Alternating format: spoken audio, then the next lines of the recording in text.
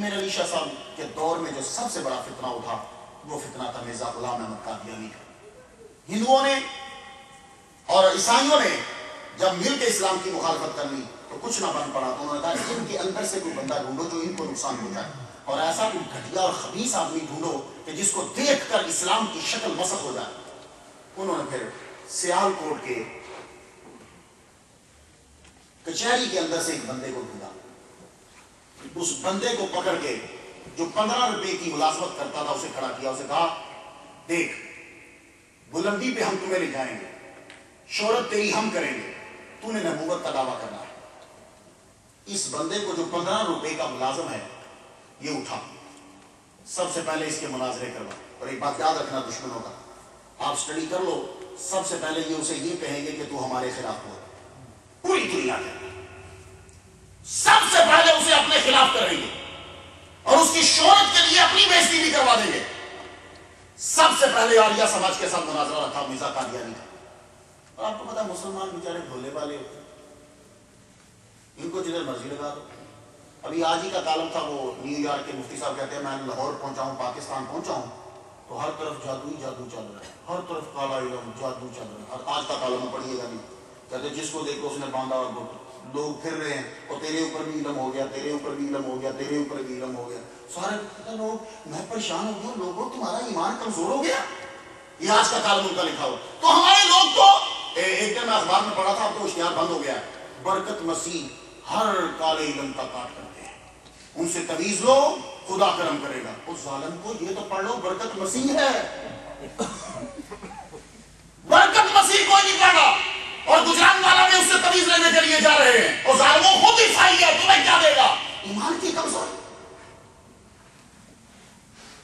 پیر میرے علی شاہ صاحب فرماتے ہیں میرے اوپر پنڈت سے جادو کروایا گیا۔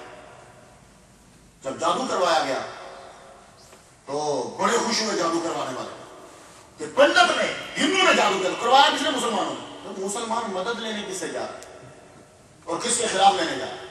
پیر میرے علی شاہ فرماتے ہیں جب میرے اوپر پنڈت سے جادو کروایا گیا تو بندہ زور زور سے بولے، بس 10 دن کے بعد پیر میرے علی شاہ گیا۔ آپ کے مرید نے مدد کی، حضور لوگ تو باہر شور مچا رہے ہیں کہ 10 دن کے بعد آپ مرنے والے۔ بھائی مان، میں تو اللہ کی رضا سمجھ کے پڑا ہوا ہوں، ہم پر کوئی چیز اثر نہیں کرتی۔ دم سے اٹھے، فرمان لگے جاؤ، اب وہ پنڈت نہیں رہے گا، اب وہ پنڈت نہیں رہے گا۔ اس قدر اثر ہوا، اور پیر میرے علی شاہ صاحب حزب البحر کا وظیفہ فرمایا کرتے تھے، ایک دم اتنا اثر ہوا، کچھ دنوں کے بعد وہ پنڈت خود ہی مر گیا، خود ہی مر گیا۔ لیکن جس بندے نے جادو کروایا تھا آپ نے اس کا نام نہیں لیا، میں چھوڑو گا کیا فائدہ، میں آج اس کا نام لوں گا، وہ بھی ایسے خود مر گیا بعد میں، تھوڑی دیر کے بعد، کچھ عرصے کے بعد مر گیا، ہمارے لیے اس کے خاندان کی توہین ہوگی، چھوڑو ہم اس کا نام نہیں لیں گے۔ ہمارے ایمان کی کمزوری دیکھو، ہم نماز پڑھنے کے باوجود ان چیزوں پہ پلی کرتے ہیں۔ جو شخص الحمد شریف پڑھتا ہے، جو شخص دو کل پڑھتا ہے، اب اس کو دنیا میں کسی چیز کی کوئی ڈرنے کی ضرورت ہی نہیں ہے اسے۔ پیر میرے علی شاہ صاحب مرزا قادیانی کو تب اٹھایا تو کیا کیا انہوں نے؟ ہندوؤں آریوں سے مناظرہ رکھا اور اس سے جتوا دیا مرزے کو۔ جب جتوا دیا مسلمان خوش ہو گئے، بہت جیوا، اس نے تو مناظرے میں ہرا دیا ہے اس کو، جیسے آج کل ایک ڈاکٹر اٹھا ہوا ہے، مجھے میں خدا قسم کہتا ہوں، تعریف نہیں کر رہا، ہمدانی صاحب کو تکلیف کرو، اسے بہتر کر لیں، میں خدا کی قسم اٹھا کے کہتا ہوں، وہ عالم نہیں ہے، محقق ہے، کسی کو دو کوئی ٹاپک وہ ساری چیزیں ڈھونڈ کے تقریر کر دے گا۔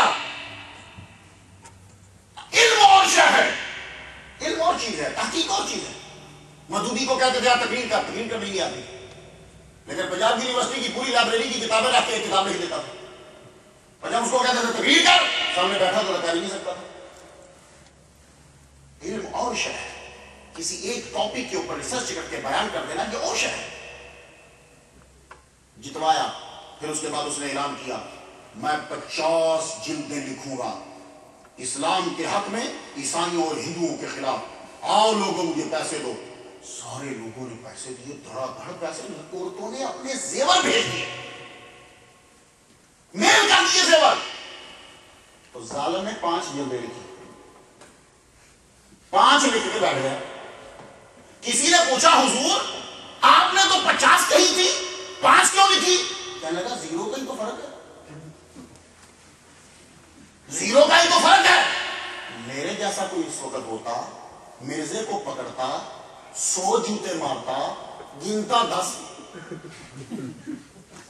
وہ کہتا جی 100 ہو چکے ہیں. میں کہتا زیرو کا ہی تو فرق ہے. تو زیرو کا فرق اس کی چمڑی کو گھیر کے رکھ دیتا. سب کے پیسے کھانے کے بعد اب اس نے آہستہ آہستہ سب سے پہلے یہ عیسیٰ بنا, مجدد بنا, مجدد کے بعد مسیح موعود بنا اور اعلان کر رہا ہے میں ہی ہوں وہ جس کے بارے میں بیان کیا گیا کتابوں میں. اب میں آ گیا ہوں, اپنی آنکھیں کھول لو, تم بڑے متبرک ہو کہ تمہارے دور کے اندر میں آ گیا, آؤ میری زیارت کرو. شروع ہو گیا. ابھی لوگوں نے برداشت کیا, چلو کوئی بات نہیں, مجدد تو چلتا چل پڑتا ہے, ریوائول ہے, کوئی بات نہیں. لیکن سلسلہ آگے بھی بڑھتا رہا. پھر اس نے آخر کار ایک دن یہ جمعہ پڑھا رہا تھا, اس کا مولوی عبد الکریم جمعہ پڑھا رہا تھا کہ مسجد میں بیٹھا ہوا ہے. مولوی عبد الکریم نے جمعہ پڑھاتے 1900 کی بات ہے, جمعہ پڑھاتے ہوئے کہا میں اعلان کرتا ہوں کہ مرزا صاحب نبی اور رسول ہیں. یہ اعلان کرنا تھا مسجد کے اندر جمعہ کی نماز میں, تقریر میں اعلان کرنا تھا. سید حسن صاحب کھڑے ہو گئے, امروہی کہنے لگے خبیث کیا بول رہا ہے, محمد صلی اللہ علیہ وآلہ وسلم کے بعد تو نبی آ سکتا ہے. وہ اٹھ کر, انہوں نے نماز جمعہ نہیں, اٹھ کر چلے گئے. اس مولوی کے پیچھے نماز نہیں پڑھی, اٹھ کر چلے گئے. نماز جمعہ کے بعد چھت پہ ٹہل رہے ہیں سید صاحب, یہ مولوی پہنچا, لڑائی پھر شروع ہوئی. فرمایا کہ تم نے اس کو نبی اور رسول کہا, تیری جرأت کس طرح ہوئی, حضور کے بعد کوئی نبی کوئی رسول جو ہے وہ پیدا نہیں ہو سکتا. لڑائی ہو رہی, اتنا میں مرزا آ گیا. اب مرزے کی جملہ سننا تھا, یہ دونوں اونچا بول رہے ہیں. تو مڑ کے کہتا ہے, عبد الکریم کہتا ہے آپ بتائیے آپ اس کے بارے میں کیا کہتے ہیں. تو مرزا نے کہا میرا بھی وہی مذہب اور عقیدہ ہے جو مولوی صاحب کہہ رہے ہیں. تو جب یہ دونوں اونچا بول رہے تھے تو آگے سے وہ جو سورہ حجرات کی آیت ہے نا کہ اپنی آوازوں کو نبی کی آواز سے پس کرو, تو خبیث مرزا کہتا ہے وہ آیت پڑھ کے کہنے لگا تم نے آیت نہیں پڑھی کہ نبی جب موجود ہو تو اس کی آواز سے اونچی آواز نہیں کرتے. سید حسن اسی وقت وہاں سے گئے. یہ نبوت کا اس کا پہلا اعلان تھا. اب اس نے اعلان کیا, اب اس نے پھر شیعوں کو مخاطب کرتے لگا, اور شیعوں تم سمجھتے ہو کہ حسین تمہیں نجات دے گا, 100 حسین میرے جبے کے اندر ہے. اب یہ جملہ کچھ سمجھ میں آتا ہے, کچھ اعتراض نہ کیجیے گا, میں اگلے جملے کے لیے زمین پہ لا رہا ہوں. 100 حسین میرے جبے میں ہیں. چلو کچھ تمیز کے دائرے میں بات کی. اس کے بیٹے نے کتنی بدتمیزی کی وہ تشریح کرتا ہے. کہتا میرے ابا کے کہنے کا مطلب یہ تھا کہ 100 حسین کی قربانیوں کے برابر میرے ابا کی ایک گھڑی ہے. اور پھر جملہ اس نے کہا, کہنے کا سنو, حسین تو وہ ہے کہ جس کی ونیت کا انکار قرآن مجید سے ثابت ہے. حسین محمد مصطفیٰ کا بیٹا نہیں ہے, کیونکہ قرآن مجید کہتا ہے ما کان محمد ابا احد من رجالکم, محمد مصطفیٰ مردوں میں سے کسی کے باپ نہیں ہے. تو حسین مرد ہی تو ہے, عورت کہاں ہے؟ اس لیے حسین بیٹا نہیں, کیونکہ قرآن نے انکار کر دیا محمد مصطفیٰ کسی کے باپ نہیں ہے. آؤ میرے سے پناہ لو. پھر آگے جو اس نے بدتمیزانہ جملے بولے ہیں وہ میں ممبر پہ بیان نہیں کر سکتا. یہ اس کی شروعات تھی. پھر اس نے آخر میں چیلنج کیا, او پیرو, او بڑے بڑے گدی نشینوں, کسی کو جرأت نہیں ہے میرے سامنے دم مارنے کی. آؤ کسی میں دم ہے تو میرے سامنے آئے. تب پھر پیر میرے علی شاہ صاحب اٹھے. دور میں خدا تعالیٰ کسی کو ہی پاور عطا فرماتا ہے. سب مولوی تھے, سارے لوگ تھے, ایون کہ سر سید تھا, لیکن وہ بھی ان کا دیوانہ. دیوبندیوں نے تو فتویٰ تک دے دیا تھا کہ کوئی نبی رسول آ بھی جائے تو حضور کی ختم نبوت میں فرق نہیں پڑتا. سارے لوگ تھے. پھر میرے نشان فرمانے سب سے پہلے آپ نے کتاب لکھی اس کے خلاف. سب سے پہلے مرزا نے یہ کہا تھا کہ عیسیٰ علیہ السلام مر چکے ہیں. یہ ان کا تھا. جب بھی آپ کبھی مرزائیوں سے بات